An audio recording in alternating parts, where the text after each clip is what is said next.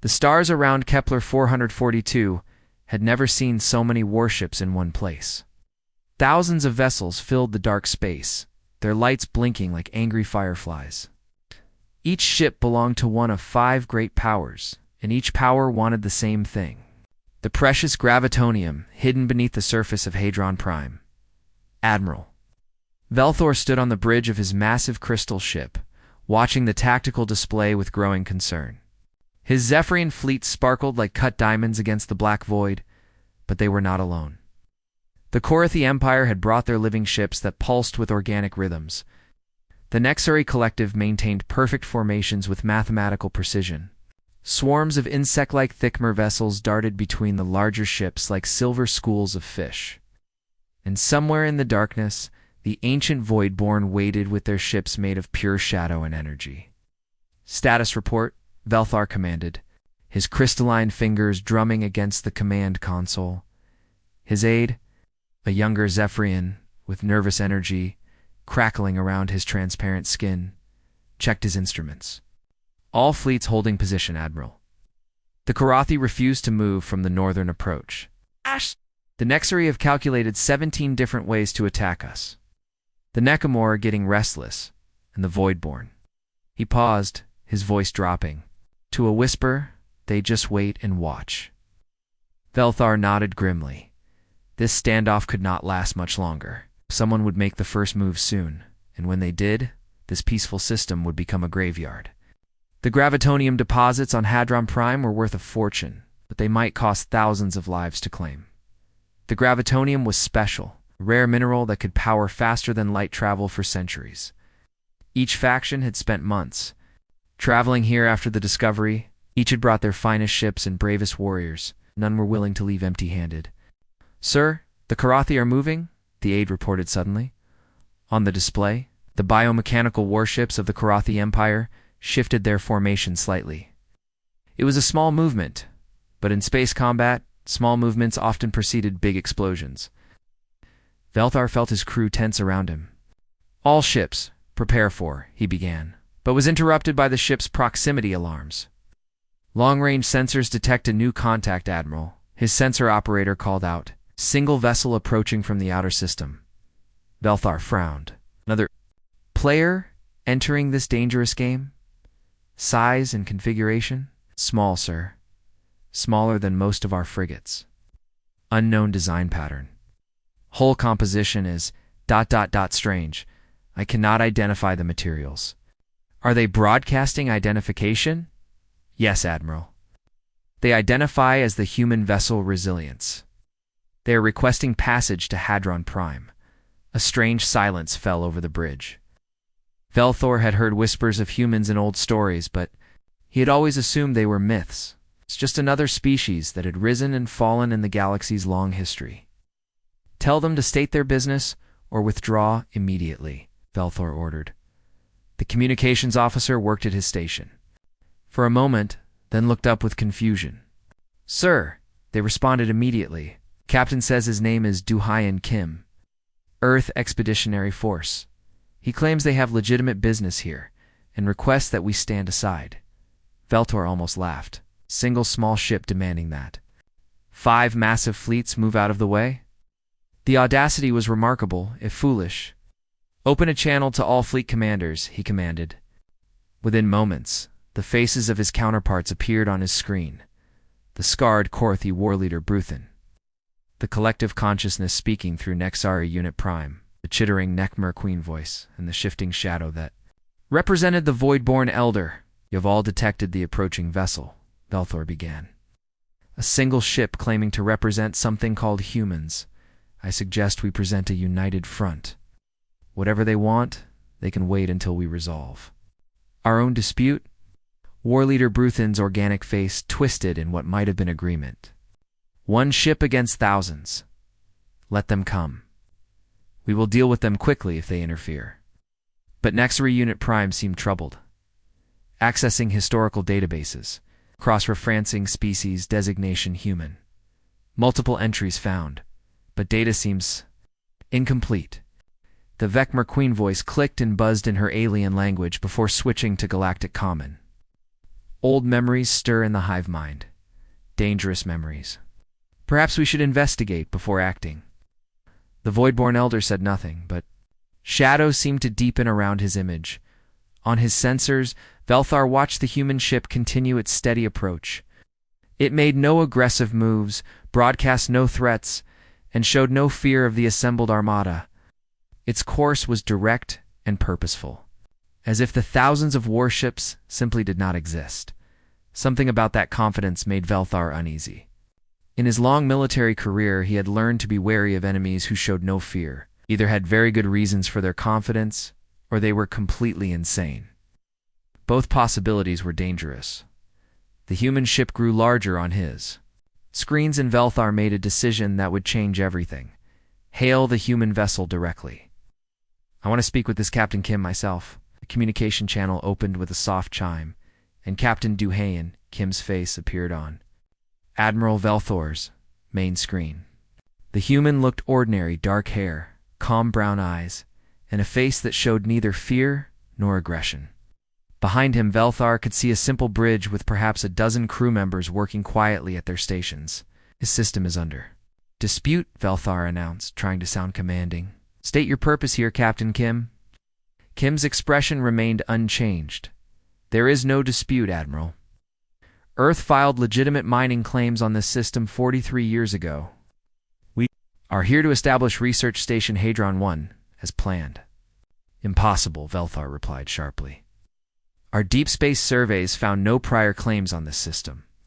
Without changing his calm tone, Kim said, I am transmitting our documentation now. A data packet arrived on Velthor's system. 3 files. With strange names, something called the Centauri Incident, the Siege of Arcturus, and the Omega Solution. The files carried authentication codes that his computer verified as genuine. Though Velthor had never seen such old coding systems before, while Velthar studied the files, something strange began happening throughout the assembled fleets. Older crew members started remembering things, fragments of stories. Half-forgotten reports whispered legends from their youth. On the Zephyrian flagship, Science Officer Yolandra accessed the deepest archives in their crystal memory banks. Her hands shook as she found references to humans in conflicts dating back centuries. The Devourer War, where an entire species of galaxy-consuming monsters had simply vanished. The official records claimed the Devourers had been destroyed by unknown forces. But buried deep in the classified files, there were mentions of human involvement.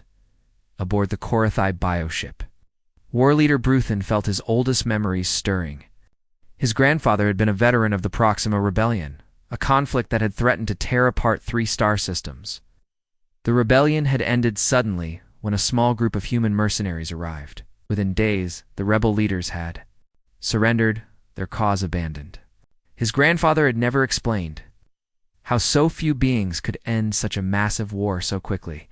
The Nexari collective's shared consciousness buzzed with fragments of data from their perfect memory banks. References to humans appeared in dozens of historical events, but always as footnotes, always as mysterious figures who arrived when situations seemed hopeless and left when problems were solved.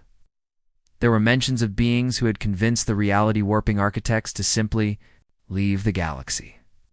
Stories of humans who had taught the universe-consuming entropy cult the concept of restraint. Even the ancient Voidborn stirred uneasily in their shadow ships. Their elder remembered the time of sorrows, when their people had nearly destroyed themselves in endless wars. A human delegation had visited them just once, spoke with their leaders for a single day, and somehow convinced an entire species to choose peace over destruction. The elder had been young then, but he remembered the human's strange gift for making the impossible seem reasonable. The Vecmer Queen voice felt her hive mind buzzing with agitation. Deep in their collective memory were warnings passed down through generations, stories of the quiet ones, who solved problems so completely that the problems never occurred again. The hive mind had always assumed these were myths, but now doubt crept through their shared consciousness. Back on his bridge, Admiral Velfair opened the first file Kim had sent. The authentication codes were genuine, impossible to forge, and verified by systems across the galaxy. The Centauri incident had been a standoff much like this one, with multiple fleets fighting over a strategic system. According to the file, humans had arrived with a single ship and somehow convinced all parties to withdraw peacefully. The system had been declared neutral territory and remained so for over 2 centuries. The second file detailed the siege of Arcturus, where an entire planet had been held hostage by space pirates. The local government had paid enormous ransoms for months until humans arrived. The pirates had simply vanished overnight, and the hostages were found unharmed. No one ever discovered what happened to the pirates, and no one ever asked. The third file made Velthor's blood run cold. The Omega solution described a mathematical proof that had prevented a war between dimensions. Velthar did not understand the science, but he understood the implications. Humans had solved a problem that could have destroyed reality itself. "Admiral," his aide whispered, "incoming priority messages from all fleet commanders." The faces of his fellow commanders appeared on secondary screens, and Velthor saw his own growing fear reflected in their expressions. War Leader Bruthen looked troubled. Nexar Unit Prime's collective comm had cracked. The Nekmur Queen voice chittered nervously. Even the Voidborn Elder's shadow seemed less solid than before. The historical records, Nexara Unit Prime spoke. "First, they are ... concerning.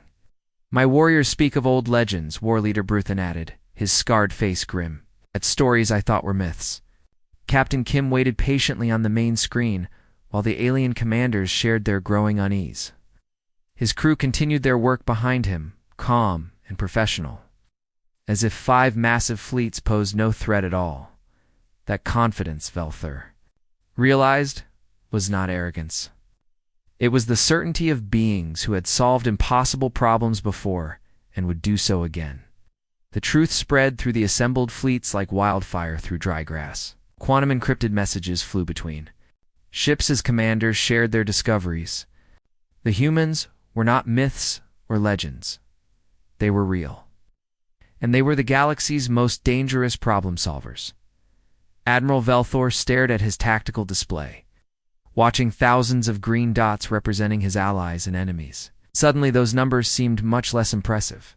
His hands trembled slightly as he opened a direct channel to Captain Kim. Velthor began, his voice carefully controlled. "Perhaps we have been too hasty. This system is vast. Surely there is room for all of us to operate peacefully." Kim shook his head with polite firmness. "I appreciate the offer, Admiral, but my people prefer to work alone.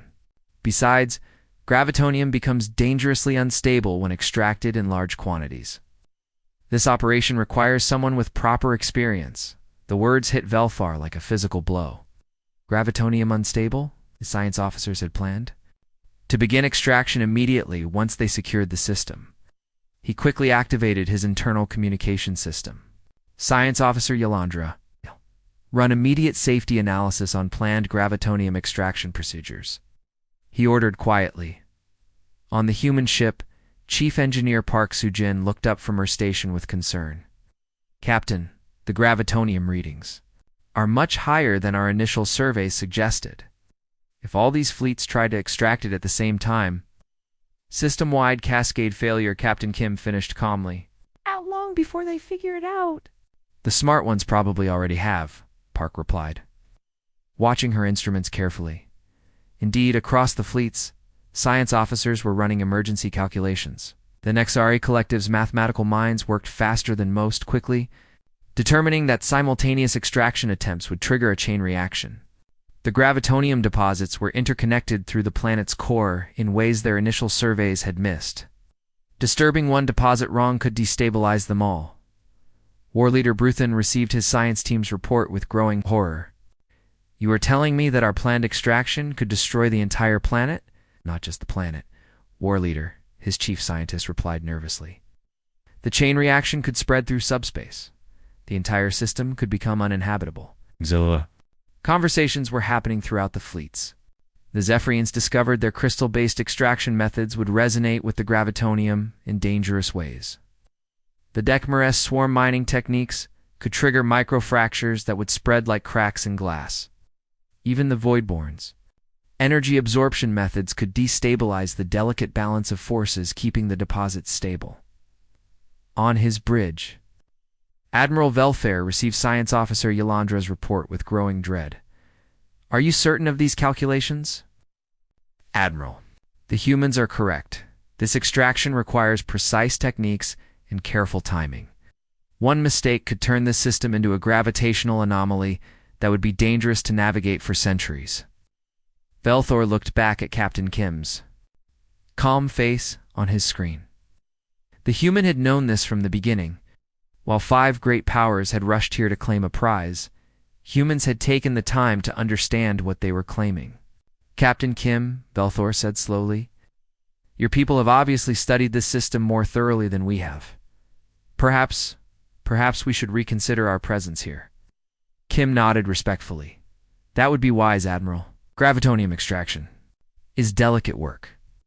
Too many ships in the area create gravitational interference that makes the process even more dangerous." Across the fleets, commanders were reaching the same conclusion. Nexari Collective ran probability calculations that showed increasingly poor outcomes for any extraction attempts with multiple fleets present. Their perfect mathematical minds could not find a safe solution that involved sharing the system. War leader Bruthen felt his warrior's pride warring with his survival instincts. His people valued courage above all else, but they also valued wisdom. Fighting humans would not be courageous, it would be suicide. The old stories his grandfather had told were becoming clearer now. Humans did not win through superior firepower or numbers. They won by being so thoroughly prepared that fighting them became pointless. The Ekmer. Queen Voice felt her hive mind buzzing with ancient fears. Deep in their collective memory were warnings about the Quiet Ones, beings who solved problems so completely that the problems never arose again. If the hive attacked humans, would humans simply make the Ekmer species disappear, not through violence, but through some solution so elegant that existence without humans would become impossible to imagine? The Voidborn. Elder remembered the gift humans had given his people, the knowledge of peace. His species had been destroying themselves in endless wars until humans showed them a different path. He would not repay that gift with aggression. Captain Kim waited patiently as the alien commanders wrestled with their decisions. Behind him, his crew continued their preparations with quiet efficiency. Navigation Officer Choi Haijin plotted safe approach routes to Hadron Prime. Communications. Specialist Yoon Gi-woo monitored the growing chatter between the alien fleets. Captain Yoon reported quietly, "Several fleets are beginning to withdraw to safer distances." Kim nodded but showed no satisfaction. "Keep monitoring. Send a general broadcast offering to share our safety protocols for gravitonium handling." No charge. Velthor received the offer with mixed emotions. Here was the species that had just forced 5 great powers to reconsider their plans, offering to help them safely extract resources from other systems.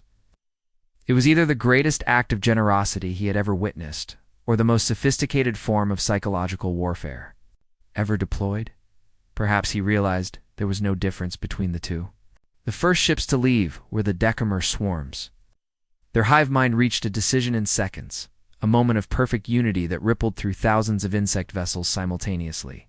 Without warning or ceremony, the silver ships simply turned away from Hadron Prime and began moving toward the system's edge. Where they could safely jump to hyperspace, Queen Voice's final transmission was brief. "The hive remembers old wisdom. Not flowers are admired from distance, not picked." Admiral Velthar watched the Ekmer departure with growing unease. If the fearless insectoids would not face humans, what did that say about the rest of them? The Dekmer were known throughout the galaxy for their absolute courage in battle. They would fight impossible odds without hesitation, yet they fled from a single human ship. The psychological effects spread like ripples in a pond.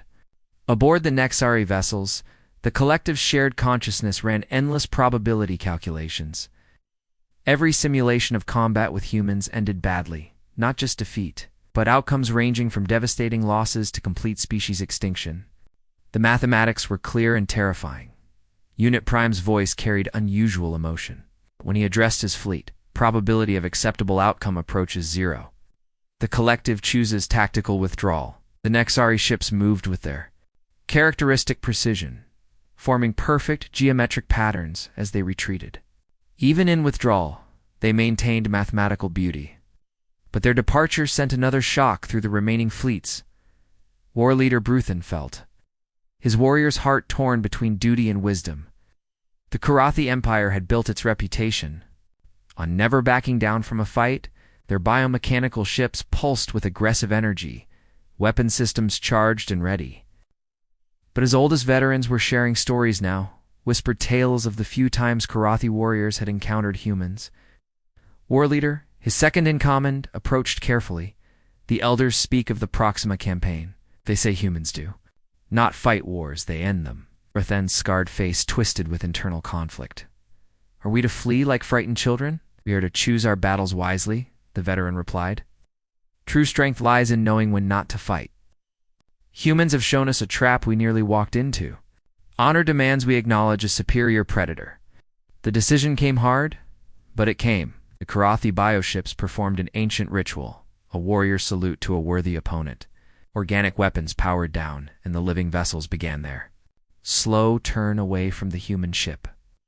As they departed, Bruthen transmitted a final message to Captain Kim. You fight without fighting. This is the highest skill.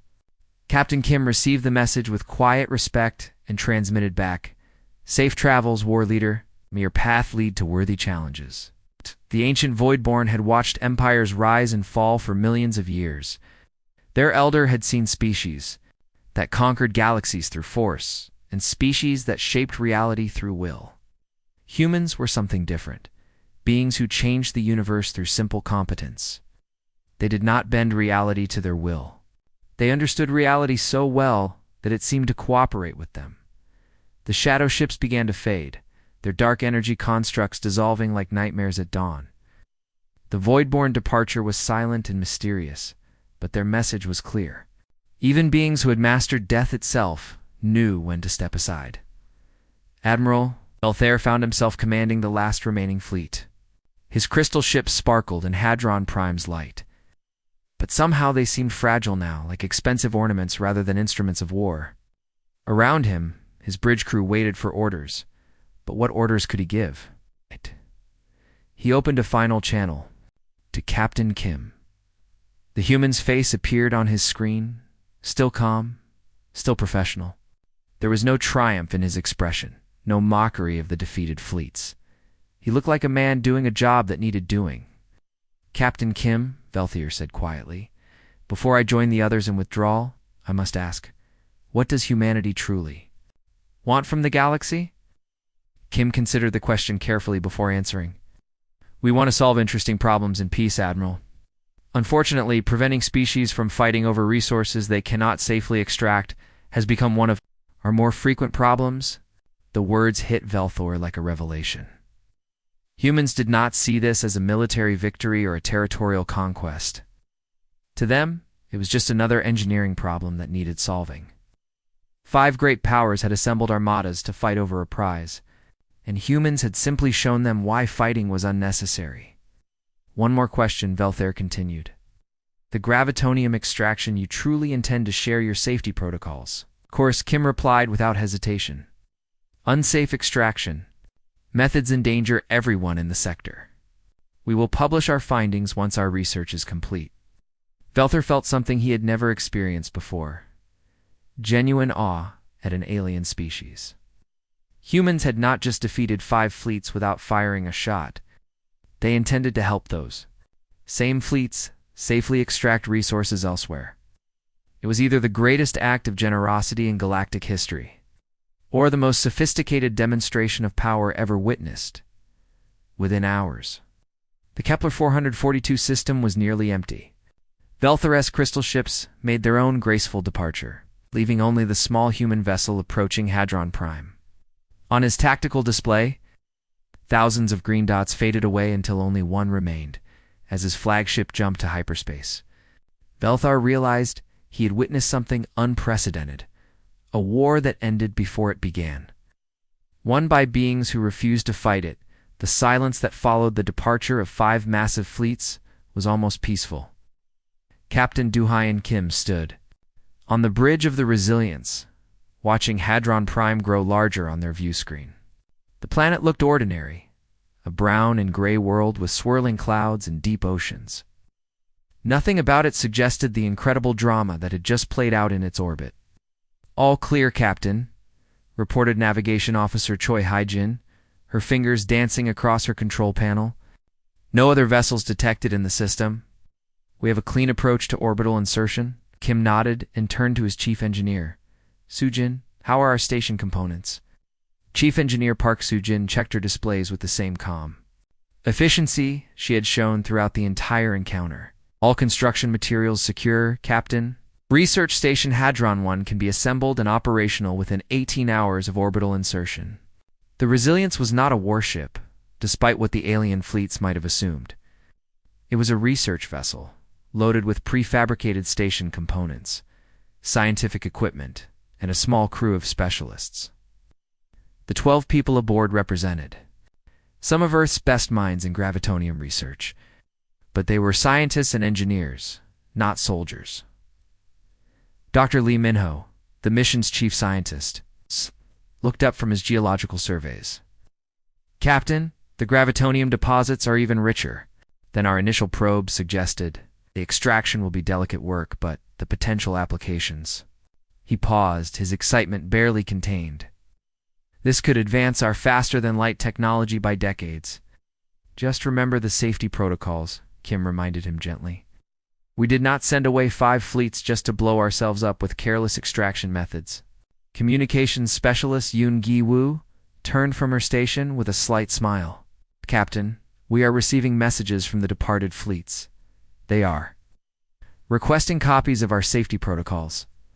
Kim was not surprised. "Send them everything. We have include the basic theory behind gravitonium stability and our recommended extraction procedures." "No restrictions, sir." June looked puzzled.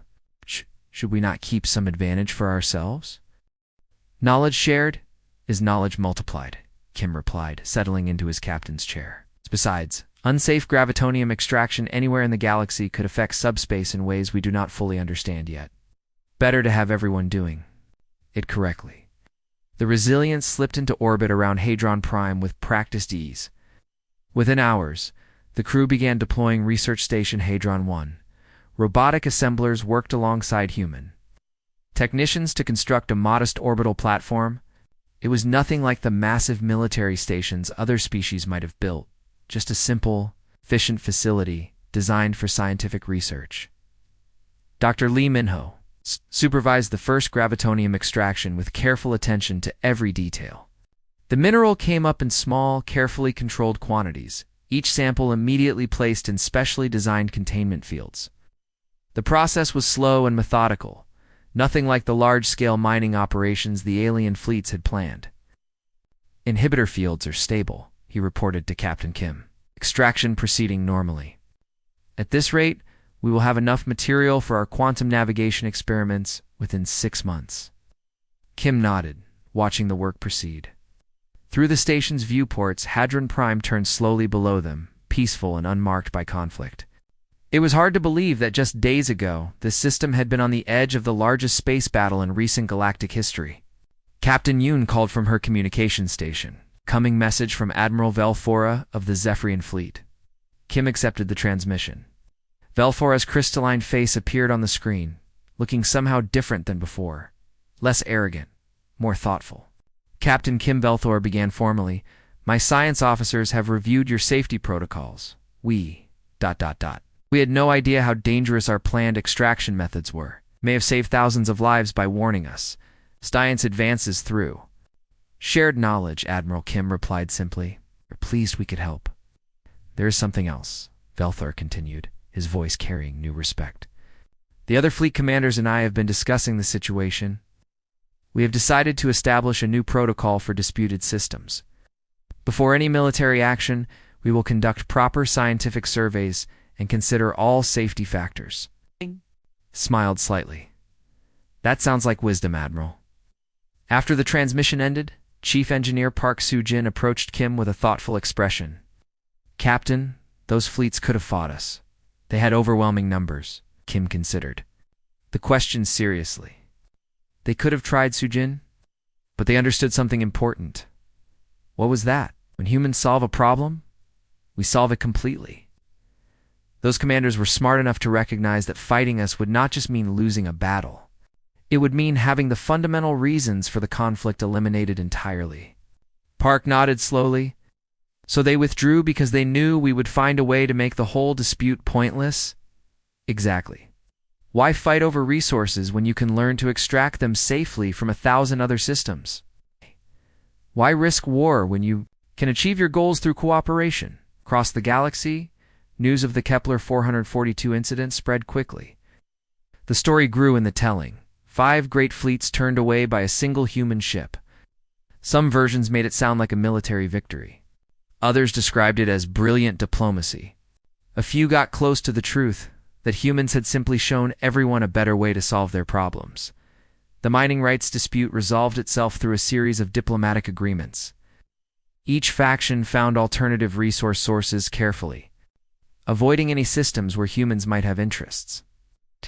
The galaxy learned. Once again, that humanity's greatest weapon was not their technology or their military might. It was their reputation for making problems disappear entirely.